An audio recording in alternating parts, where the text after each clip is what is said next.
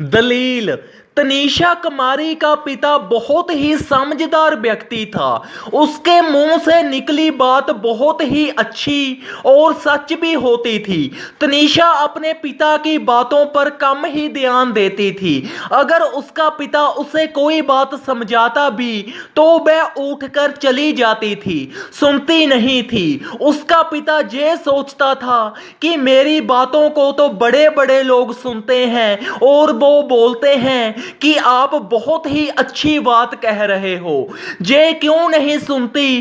तो तनीषा को दूसरे ही दिन कोई काम पड़ जाता है, वह घर से अकेली ही निकल पड़ती है और उसका पिता जब उसे बताना चाहता है कि ये काम ये पहली बार करने जा रही है, इसको क्या पता है इसके बारे में, जब वह अपनी दलील उसे सुनाना चाहता होता है तब तक वह बिना सुने ही ऐसे ही निकल जाती है और वहां पर पहुंच जाती है जहां उसको काम होता है। वह बहुत ही खुश भी होती है और सोचती भी है कि आज पिता को आप ही बिना दलील ली के ही काम कर कर दिखाऊंगी।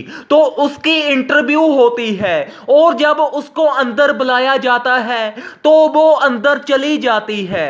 वो आज पहली बार ही इंटरव्यू देने आई होती है और उसके पास से जब सभी दस्तावेज मांगे जाते हैं तो वह कुछ दस्तावेज टेबल पर रख देती है और जब और दस्तावेज मांगे जाते हैं तो वो तो उसके पास होते ही नहीं हैं। वह मुंह लटका लेती है कि वो तो है नहीं है, तो उसको बाहर वेटिंग लिस्ट में रख कर भेज दिया जाता है और सभी ही लोग जो इंटरव्यू देने आए होते हैं वो सभी दस्तावेज के दम पर नौकरी ले जाते हैं और तनीषा को हार का सामना करना पड़ता है। वो हारी हुई घर को आ जाती है। उसके सभी ही नंबर भी अच्छे होते हैं और आज उसकी नौकरी भी पक्की थी अगर वो अपने पिता की दलील सुन लेती। दलील में इतना ही होना था कि बेटा तुमने सभी सामान पा लिया और कुछ भूल तो नहीं गई, लेकिन उसके पास तो ये सुनने का भी टाइम कहाँ था।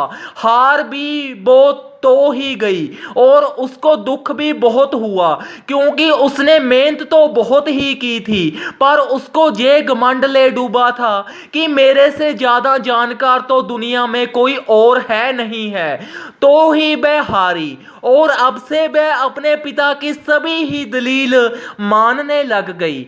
इस कहानी से हमें ये शिक्षा मिलती है कि दलील सुन लेनी चाहिए।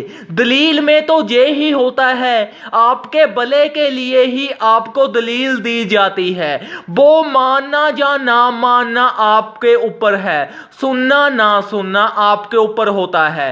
अगर तनीषा सुन लेती तो उसने सभी ही दस्तावेज ले जाने थे तो वह भूल गई, जो वह भूल गई थी उसके पिता ने उसके याद करवा देने थे दलील देकर और उसको नौकरी मिल जानी थी। इसलिए दलील को जरूर सुने और आप भी इस काबिल जरूर बने कि और लोगों को भी अच्छी से अच्छी दलील दे सके और पुण्य प्राप्त कर सके।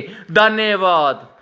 इस कहानी को ज़्यादा से ज़्यादा शेयर करें। अगर आप चैनल पर नए हो तो चैनल को सब्सक्राइब जरूर करें। सब्सक्राइब के साथ बेल आइकन भी प्रेस करें ताकि आपको वीडियो का हर नोटिफिकेशन सबसे पहले मिल सके और शेयर करें।